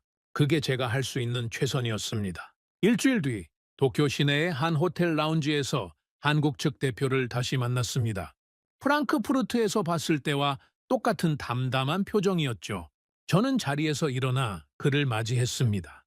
멀리서 오시느라 수고하셨습니다. 아닙니다. 도쿄는 자주 오는 편이라서요. 악수를 나누고 자리에 앉았습니다. 커피를 주문하고 나서 잠시 어색한 침묵이 흘렀죠. 제가 먼저 입을 열었습니다. 본론부터 말씀드리겠습니다. 저희 회사에서 협력 가능성을 검토해보라는 지시가 내려왔습니다. 한국 측 대표가 고개를 끄덕였습니다. 예상했습니다. 가토상이라면 현실적인 판단을 내리실 거라고 생각했죠. 솔직히 쉬운 결정은 아니었습니다. 내부에서 반대 의견도 많았고요. 당연하죠. 30년간 경쟁해온 상대한테 손을 내미는 게 쉬울 리가 없습니다. 한국 측 대표가 커피잔을 들었습니다. 하지만 가토상, 지금 상황이 그렇게 여유롭지 않다는 건 아시죠? 무슨 말씀이십니까? 전기차 이야기입니다. 한국 측 대표가 가방에서 태블릿을 꺼냈습니다. 화면에 그래프가 떴죠. 지난 3년간 전기차 판매량 추이입니다. 보시다시피 폭발적으로 증가하고 있습니다. 작년 기준으로 전 세계 신차 판매의 18%가 전기차였고 올해는 25%를 넘길 전망입니다. 저는 그래프를 들여다봤습니다. 곡선이 가파르게 올라가고 있었죠. 이건 알고 있습니다. 저희도 전기차 시장 대응을 준비하고 있으니까요. 그런데 타이어 쪽 준비는 어떻습니까? 저는 말을 멈췄습니다. 솔직히 자신 있게 대답할 수 없었거든요. 전기차는 기존 내연기관 차량과 완전히 다릅니다. 한국 측 대표가 말을 이었습니다. 일단 무게부터 다르죠. 배터리 때문에 차량 중량이 300kg에서 500kg까지 늘어납니다. 같은 크기의 차인데 훨씬 무거운 겁니다. 그 무게를 타이어가 전부 감당해야 합니다. 그 부분은 인지하고 있습니다. 하지만 더 큰 문제가 있습니다. 한국 측 대표가 화면을 넘겼습니다. 새로운 그래프가 나타났죠. 전기차의 토크 특성입니다. 내연기관은 엔진 회전수가 올라가면서 점진적으로 힘이 나오지만 전기 모터는 출발하는 순간부터 최대 토크가 걸립니다. 0-100 3초 4초 하는 차들이 나오는 이유가 이겁니다. 그게 타이어에 어떤 영향을 미칩니까? 출발하는 순간 타이어에 걸리는 힘이 내연기관의 2~3배입니다. 마찰이 극단적으로 발생하고 마모가 급격히 빨라지죠. 기존 타이어는 이런 조건을 전제로 설계되지 않았습니다. 저는 고개를 끄덕였습니다. 이론적으로는 알고 있던 내용이었지만 이렇게 정리해서 들으니까 심각성이 더 와닿았죠. 그래서 실제로 문제가 발생하고 있습니까? 발생하고 있습니다. 한국 측 대표가 다시 화면을 넘겼습니다. 이번에는 사진들이 나타났죠. 찢어진 타이어, 주저앉은 타이어, 마모가 심하게 진행된 타이어, 여러 장의 사진이 연속으로 떴습니다. 이건 뭡니까? 지난 1년간 전기차에서 발생한 타이어 문제 사례들입니다. 전 세계에서 수집한 자료죠. 저는 사진들을 자세히 들여다봤습니다. 상태가 심각했죠. 타이어 옆면이 찢어진 것도 있었고 트레드가 완전히 벗겨진 것도 있었습니다. 이 정도면 사고로 이어질 수 있겠군요. 이미 이어지고 있습니다. 한국 측 대표의 목소리가 낮아졌습니다. 공식적으로 발표되지 않은 사고들이 많습니다. 자동차 회사들이 숨기고 있죠. 브랜드 이미지 때문에요. 하지만 업계 안에서는 다 알고 있습니다. 전기차 타이어 문제로 인한 사고가 급증하고 있다는 걸요. 가슴이 철렁 내려앉았습니다. 프랑크푸르트 트랙에서 저희 타이어가 터졌던 장면이 떠올랐죠. 그게 실제 도로였다면, 사람이 탔다면 어떻게 됐을까요? 그래서 자동차 회사들이 움직이기 시작했습니다. 한국 측 대표가 말을 이었습니다. 지난달에 독일 3사가 긴급 회의를 했습니다. BMW, 벤츠, 폭스바겐이 한자리에 모였죠. 주제가 뭔지 아십니까? 타이어였습니까? 맞습니다. 전기차용 타이어 품질 기준을 새로 만들자는 논의였습니다. 기존 기준으로는 안전을 보장할 수 없다는 결론이 났죠. 저는 한숨을 쉬었습니다. 상황이 생각보다 훨씬 급박하게 돌아가고 있었군요. 그 회의에서 어떤 결론이 났습니까? 새로운 기준안이 나왔습니다. 인장 강도 20% 상향, 열수 충률 기준 강화, 소음 규제 추가. 상당히 까다로운 조건들입니다. 저희 제품으로 그 기준을 충족할 수 있습니까? 저는 직접적으로 물었습니다. 한국 측 대표가 잠시 저를 바라보더니 솔직하게 대답했죠. 현재 상태로는 어렵습니다. 알고 있었지만 직접 듣는 건 또 다른 충격이었습니다. 하지만 저희 기술을 적용하면 가능합니다. 한국 측 대표가 덧붙였습니다. 저희 HMLS 코드는 이미 그 기준을 충족하고 있습니다. 아니, 충족하는 정도가 아니라 여유 있게 통과하죠. 저희는 5년 전부터 전기차 시대를 대비해 왔으니까요. 5년 전부터요? 예, 전기차가 본격적으로 보급되기 전부터 준비했습니다. 시장이 커지면 새로운 기준이 필요해질 거라고 예상했죠. 그래서 미리 개발해 뒀습니다. 저는 잠시 말을 잃었습니다. 5년 전이라면 저희는 아직 전기차 대응을 본격적으로 논의하지도 않았을 때입니다. 그때 한국은 이미 준비를 시작했던 거죠. 가토생. 한국 측 대표가 저를 똑바로 쳐다봤습니다. 솔직하게 말씀드리겠습니다. 지금 이 순간에도 자동차 회사들이 타이어 공급사를 재검토하고 있습니다. 전기차용 타이어를 안정적으로 공급할 수 있는 곳이 어디인지 살펴보고 있죠. 이 기회를 놓치면 시장에서 밀려날 수 있습니다. 협박하시는 겁니까? 저도 모르게 날카롭게 물었습니다. 한국 측 대표가 고개를 저었죠. 협박이 아니라 현실을 말씀드리는 겁니다. 저는 가토상이 현실을 직시할 수 있는 분이라고 생각합니다. 그래서 솔직하게 말씀드리는 거고요. 저는 커피잔을 들었다가 다시 내려놓았습니다. 손이 살짝 떨렸죠. 구체적으로 어떤 협력을 생각하고 계십니까? 몇 가지 방안이 있습니다. 한국 측 대표가 태블릿에서 새로운 문서를 열었습니다. 첫째, 저희 타이어 코드를 공급받아서 귀사 타이어에 적용하는 방식입니다. 가장 빠르게 실행할 수 있죠.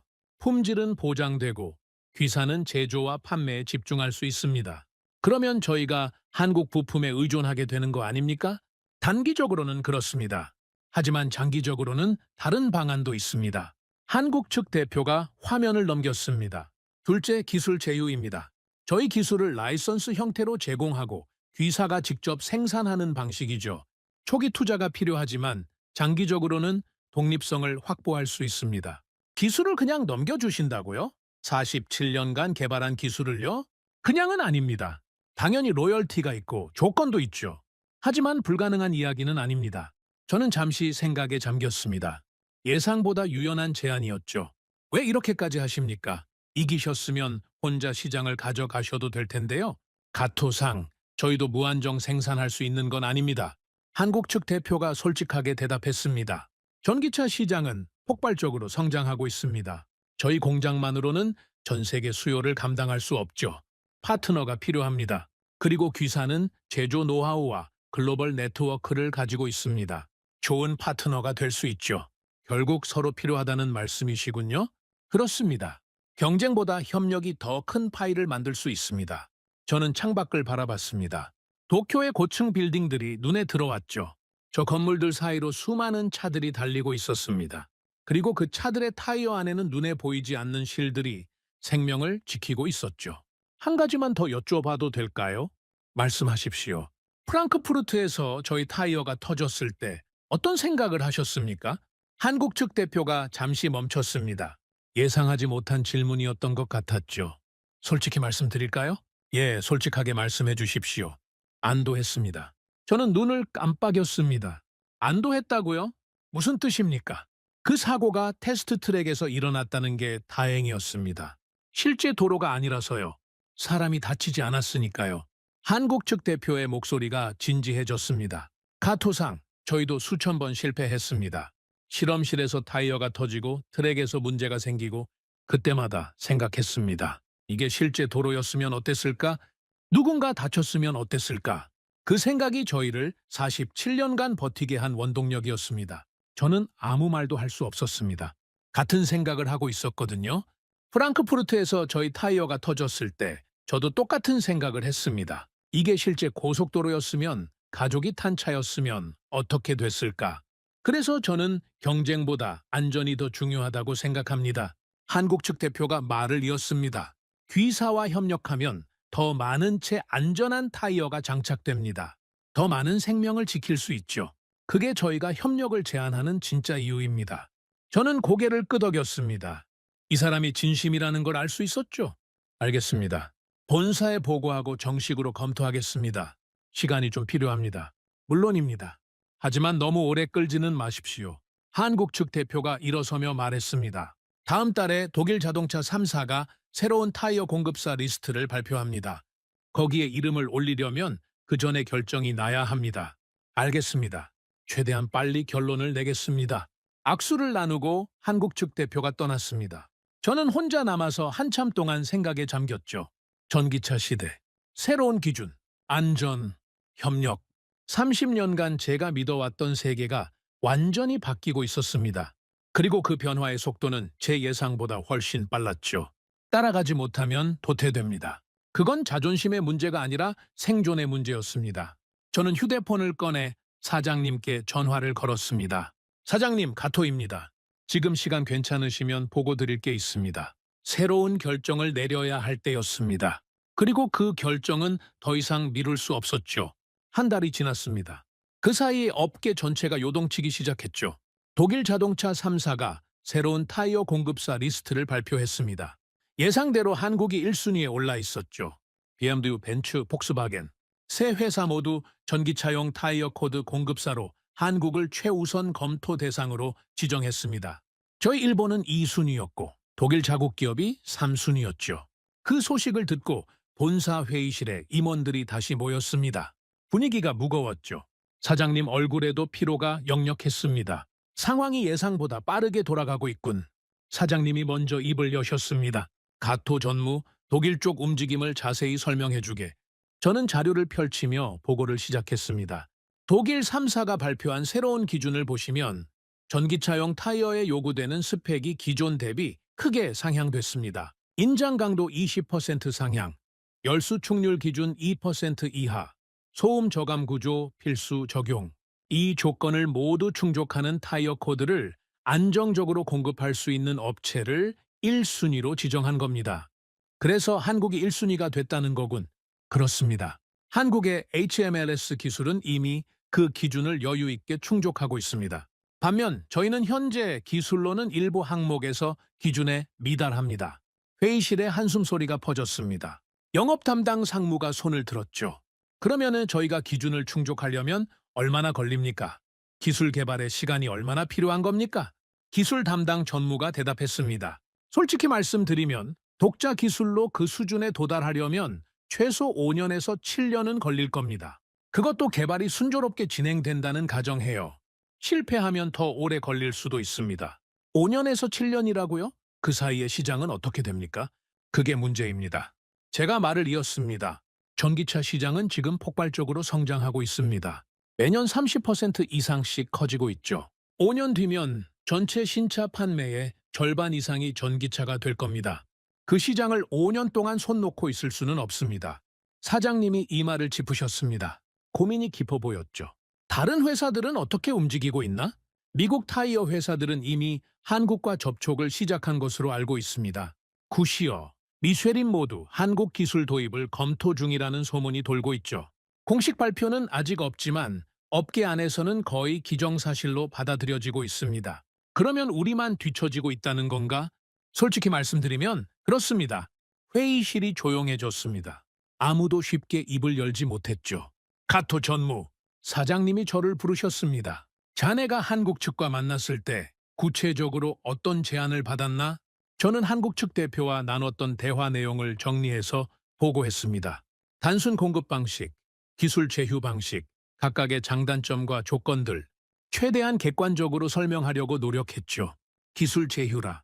그러면 장기적으로는 저희도 독자 생산이 가능해진다는 건가?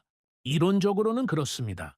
하지만 로열티 조건이나 기술 이전 범위에 대해서는 아직 구체적인 협상이 이루어지지 않았습니다. 그 부분은 정식 협상 테이블에서 논의해야 합니다. 사장님이 고개를 끄덕이셨습니다. 하지만 결론을 내리지는 않으셨죠. 좀 더 지켜보자. 아직 결정하기엔 이르다. 회의는 그렇게 끝났습니다. 구체적인 방향이 정해지지 않은 채로요. 며칠 뒤 예상치 못한 소식이 들려왔습니다. 가토 전무님, 이거 보셨습니까? 부하 직원이 급하게 사무실로 들어왔습니다. 손에 태블릿을 들고 있었죠. 무슨 일인가? 미국 소식입니다. 테슬라가 타이어 공급사를 변경한다고 발표했습니다. 저는 태블릿을 받아들었습니다. 화면에 영문 기사가 떠 있었죠. 제목을 읽는 순간 심장이 철렁 내려앉았습니다. 테슬라 차세대 모델의 한국산 타이어 코드 전면 도입 검토. 기사를 읽어 내려갔습니다. 테슬라가 차세대 모델 Y와 사이버 트럭에 사용할 타이어 공급사를 재검토하고 있으며 한국의 타이어 코드 기술이 최우선 후보로 떠올랐다는 내용이었죠. 이게 사실입니까? 아직 공식 발표는 아닙니다. 하지만 업계 소식통에 따르면 거의 확정 단계라고 합니다. 저는 한숨을 쉬었습니다. 테슬라까지 한국을 선택한다면 이건 단순한 트렌드가 아니라 업계 전체의 방향 전환이었죠. 다른 회사들 반응은 어떻습니까? 난리가 났습니다. 미국 타이어 회사들이 한국 측에 미팅을 요청하고 있다고 하고요. 유럽 쪽에서도 움직임이 있다고 합니다. 저는 창밖을 바라봤습니다. 머릿속이 복잡했죠. 상황이 생각보다 훨씬 빠르게 돌아가고 있었습니다. 사장님께 보고해야겠군. 저는 자리에서 일어났습니다. 사장님 집무실로 들어갔을 때 사장님은 이미 그 소식을 알고 계셨습니다. 테슬라 건 말인가? 나도 방금 봤네. 예, 그 건으로 보고 드리러 왔습니다. 사장님이 의자에 깊숙이 기대 앉으셨습니다. 표정이 심각했죠. 가토 전무, 솔직하게 물어보겠네. 지금 우리가 아무것도 안 하고 있으면 어떻게 될 것 같나? 저는 잠시 생각한 뒤 대답했습니다. 3년 안에 주요 시장에서 밀려날 가능성이 높습니다. 전기차 시장이 급격히 커지고 있는데 저희 제품이 그 시장에 들어가지 못하면 성장 기회를 완전히 놓치게 됩니다. 기존 내연기관 시장은 점점 줄어들고 있으니까요. 그렇게까지 심각한가?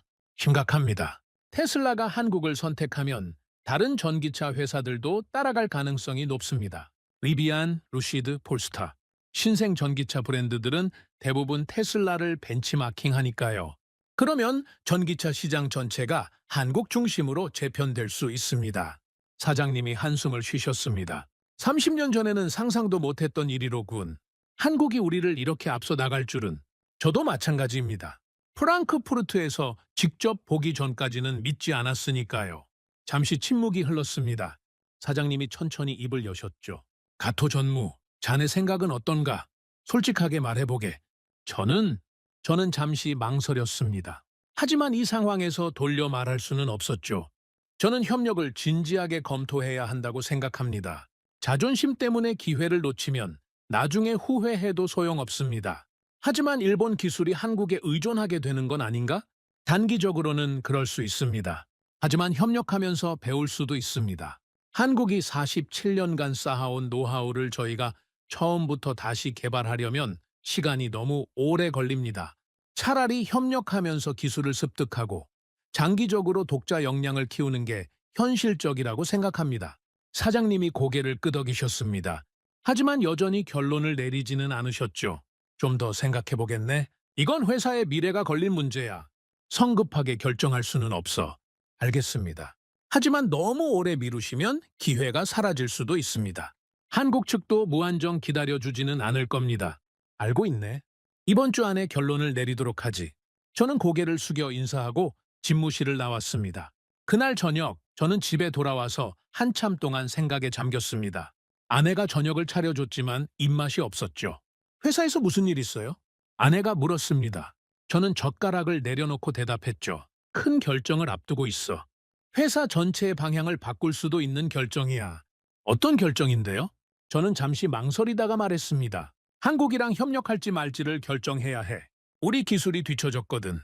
인정하기 싫지만 사실이야. 아내가 조용히 듣고 있었습니다. 30년간 이 일을 해왔는데 이렇게 무력감을 느끼는 건 처음이야. 우리가 최고라고 믿어왔는데 그게 아니었던 거야. 그래서 어떻게 하실 건데요? 모르겠어. 협력하면 자존심이 상하고 협력 안 하면 시장에서 밀려날 거야. 어느 쪽을 선택해도 쉽지 않아. 아내가 제 손을 잡았습니다. 당신이 옳다고 생각하는 걸 하세요. 30년간 이 일을 해온 당신이잖아요? 누구보다 잘 알 거예요. 저는 아내를 바라봤습니다. 단순한 위로였지만 마음이 조금 편해지는 느낌이 들었죠. 고마워. 다음 날 출근해보니 회사 분위기가 어수선했습니다. 무슨 일인가 싶어서 물어봤더니 또 새로운 소식이 들어왔다고 하더군요. 가토 전무님, 이거 보셨습니까? 부하 직원이 또 태블릿을 들고 왔습니다. 이번엔 또 뭔가? 중국입니다. 중국 전기차 회사들이 한국 타이어 코드 도입을 발표했습니다. BYD, NIO, 샤오병 주요 업체들이 전부 포함되어 있습니다. 저는 기사를 읽어 내려갔습니다. 중국 전기차 3대 브랜드가 동시에 한국 타이어 코드 채택을 발표했다는 내용이었죠. 이제 중국까지. 그것만이 아닙니다. 유럽에서도 움직임이 있습니다. 볼보가 한국과 장기 공급 계약을 체결했다는 소문이 돌고 있습니다. 저는 태블릿을 내려놓고 창밖을 바라봤습니다. 상황이 걷잡을 수 없이 빠르게 돌아가고 있었죠. 독일, 미국, 중국, 유럽 전 세계 자동차 시장이 한국 기술을 향해 움직이고 있었습니다. 저희만 제자리에 서 있었죠. 회의실로 향했습니다. 임원들이 다시 모여 있었죠. 표정들이 어두웠습니다.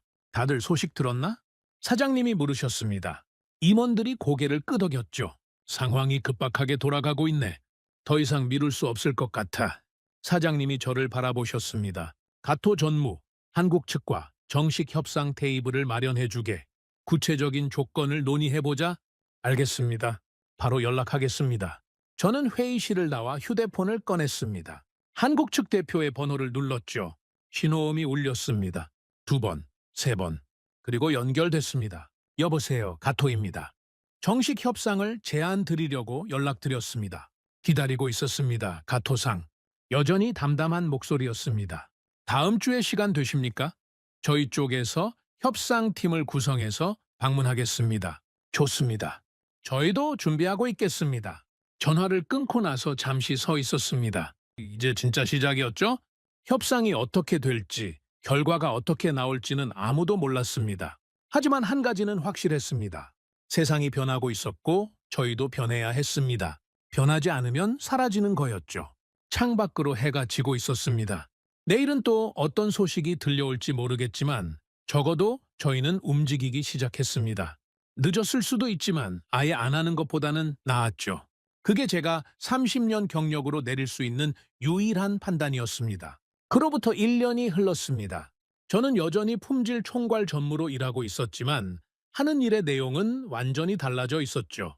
예전에는 저희 기술이 최고라는 전제해 품질을 관리했습니다. 하지만 지금은 달랐습니다. 매일 아침 출근하면 가장 먼저 확인하는 자료가 한국에서 넘어온 데이터였죠. 협상은 결국 성사됐습니다.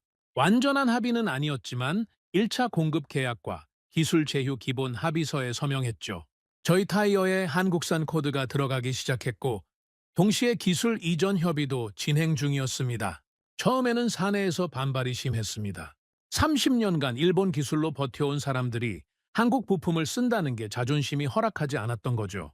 저도 마찬가지였습니다. 하지만 트랙에서 터진 타이어를 직접 본 사람으로서 안전보다 자존심을 앞설 수는 없었습니다. 어느 날 오후 저는 업계 동향 보고서를 읽다가 한 페이지에서 멈췄습니다. 세계 타이어 코드 시장 점유율 현황이라는 제목이 붙어 있었죠. 숫자를 확인하는 순간 저는 한동안 말을 잃었습니다. 승용차용 폴리에스터 타이어 코드 시장에서 한국의 점유율이 48%였습니다. 거의 절반이었죠. 2위인 일본은 18%, 3위인 중국은 12%였습니다. 격차가 압도적이었습니다. 이게 실화입니까? 옆에 있던 부하 직원에게 물었습니다. 예, 최신 자료입니다. 지난 분기 기준이고요. 1년 전에는 한국이 몇 %였지? 작년 이맘때 기준으로 38%였습니다. 1년 사이에 10%포인트가 늘었네요. 저는 보고서를 내려놓고 창밖을 바라봤습니다. 10%포인트라. 1년 만에 10%포인트가 늘었다는 건 다른 나라들이 그만큼 밀려났다는 뜻이었죠. 저희 일본도 포함해서요. 중국은 왜 이렇게 낮습니까? 중국도 타이어 코드 생산하지 않습니까? 중국산은 안전 검증에서 문제가 있었습니다. 유럽과 미국 자동차 회사들이 채택을 꺼리고 있죠. 가격은 싸지만 품질 신뢰도가 낮아서 주요 시장에서는 사용을 기피하고 있습니다. 그러면 결국 한국 아니면 선택지가 없다는 건가? 현실적으로는 그렇습니다. 저희 일본이 2위이긴 하지만 전기차용 고성능 코드에서는 한국과 격차가 큽니다. 독일이나 미국도 마찬가지고요. 저는 한숨을 쉬었습니다. 1년 전 프랑크푸르트에서 블라인드 테스트 결과를 봤을 때도 충격이었지만 이 숫자를 보니까 현실이 더 명확하게 다가왔습니다. 한국이 세계 시장의 절반을 차지하고 있었고 그 격차는 점점 벌어지고 있었죠. 며칠 뒤 저는 업계 세미나에 참석했습니다.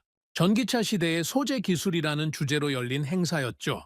전 세계에서 기술자들과 업계 관계자들이 모였습니다. 발표 순서 중에 한국 측 발표가 있었습니다. 제가 알던 그 한국 측 대표는 아니었고 더 젊은 연구원이 발표대에 섰죠.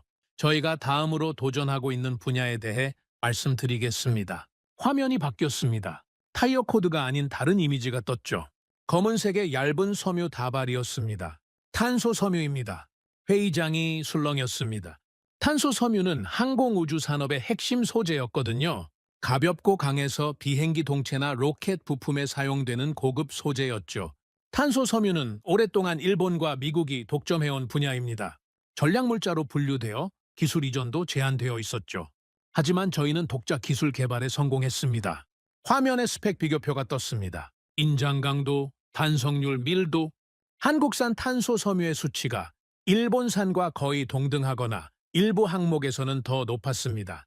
저는 옆에 앉은 일본 측 동료를 쳐다봤습니다. 그도 충격받은 표정이었죠. 탄소 섬유까지? 그러게요. 타이어 코드만으로도 충분히 놀라웠는데 한국 측 연구원이 발표를 이어갔습니다. 저희가 타이어 코드에서 축적한 기술이 탄소 섬유 개발에 큰 도움이 됐습니다. 고분자 소재를 다루는 노하우, 섬유 표면 처리 기술, 열 안정화 공정, 이런 것들이 탄소 섬유에도 그대로 적용됐죠. 저는 고개를 끄덕였습니다. 이해가 됐거든요. 한 분야에서 깊이 파고들면 그 기술이 다른 분야로 확장될 수 있다는 걸 저도 알고 있었습니다. 한국은 47년간 타이어 코드 하나에 집중했고 그 과정에서 쌓인 노하우가 이제 다른 영역으로 퍼져나가고 있었죠. 현재 저희 탄소 섬유는 수소차 연료 탱크에 적용되고 있습니다. 화면이 바뀌었습니다. 수소 연료 탱크의 단면도가 나타났죠. 수소차 연료 탱크는 700기압의 압력을 견뎌야 합니다. 일반 금속으로는 너무 무겁기 때문에 탄소 섬유 복합재를 사용하죠. 저희 탄소 섬유가 이미 현대자동차 수소체에 적용되어 양산 중입니다. 회의장에서 웅성거리는 소리가 들렸습니다.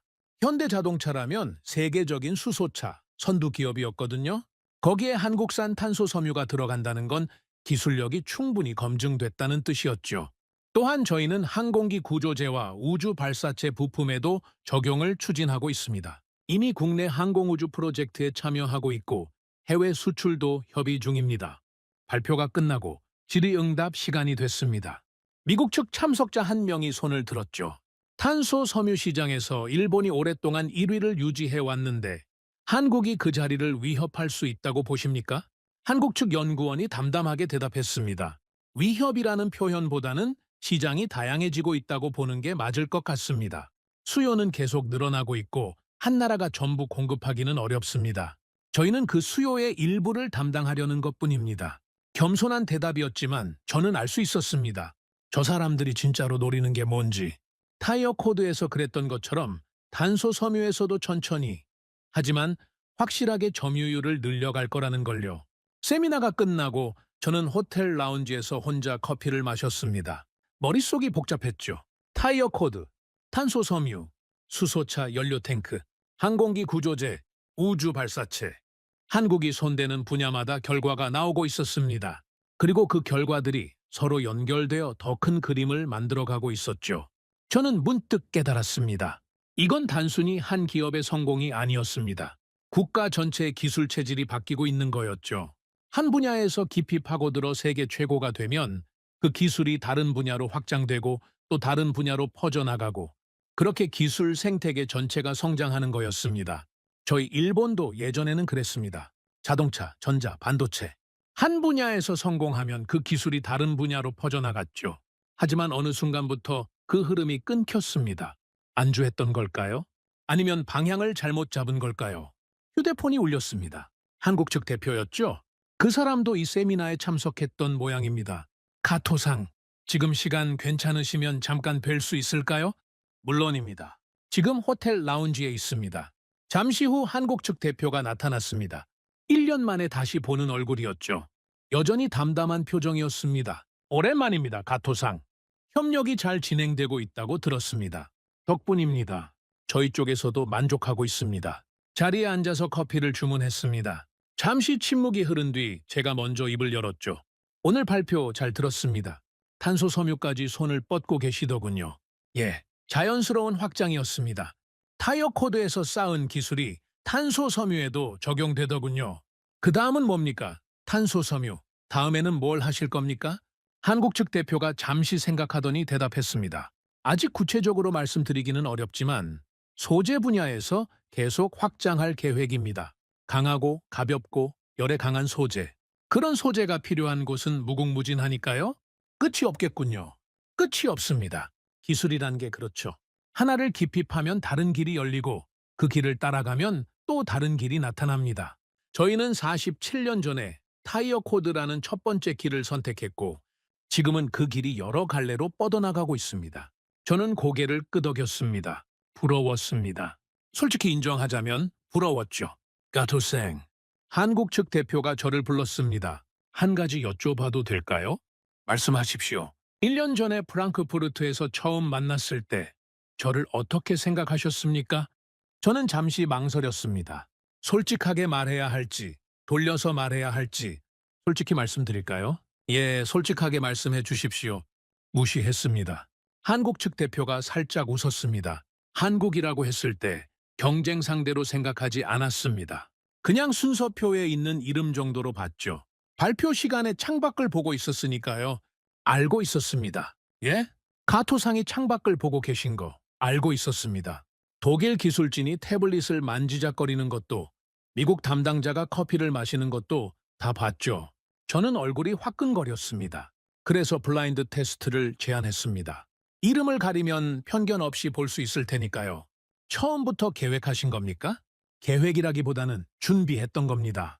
언젠가 이런 기회가 올 거라고 생각했고 그때를 위해 47년을 준비했죠. 저는 할 말을 잃었습니다.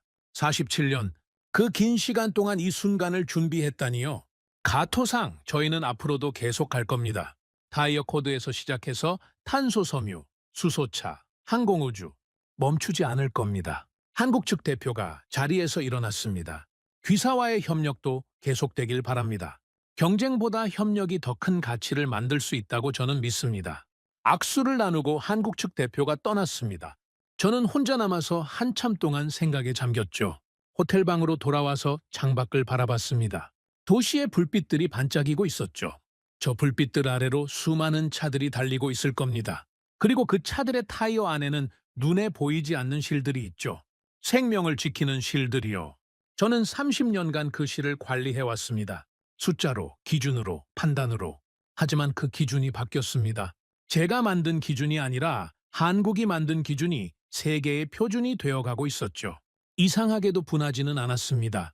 1년 전이었다면 분했을 겁니다. 하지만 지금은 달랐습니다. 현실을 인정하고 그 현실 안에서 최선을 찾는 게 제가 할 일이었으니까요. 내일 아침이면 다시 출근해서 한국에서 넘어온 데이터를 확인하고 품질 기준을 검토하고 다음 단계를 준비해야 합니다. 그게 제 일이었습니다. 30년간 해온 일이고 앞으로도 계속할 일이었죠. 다만 한 가지가 달라졌습니다. 지금 제가 가장 먼저 검토하는 데이터, 가장 먼저 비교하는 기준, 가장 먼저 확인하는 기술은 한국에서 나옵니다. 그게 현실이었습니다. 인정하든 안 하든 세계는 이미 그렇게 돌아가고 있었죠. 기준은 말없이 이동합니다. 누가 선언하지 않아도, 누가 인정하지 않아도 기준은 스스로 자리를 옮깁니다. 그리고 그 기준을 따라가지 못하면 도태되는 거죠. 저는 창문을 닫고 침대에 누웠습니다. 내일도 바쁜 하루가 될 겁니다. 하지만 적어도 저는 알고 있었습니다. 세상이 어디로 가고 있는지, 그리고 제가 무엇을 해야 하는지. 그게 30년 경력 품질 관리 임원으로서 제가 배운 마지막 교훈이었습니다. 오늘의 사연은 여기까지입니다. 구독과 좋아요는 영상 제작에 아주 큰 힘이 됩니다. 지금까지 감동테라스 저는 소희였습니다. 오늘도 우리 구독자님들의 가정에 따뜻한 행복이 가득하시길 진심으로 바라겠습니다. 긴 영상 끝까지 시청해주셔서 정말 감사합니다. 내일 더 좋은 이야기로 찾아뵙겠습니다. 감사합니다.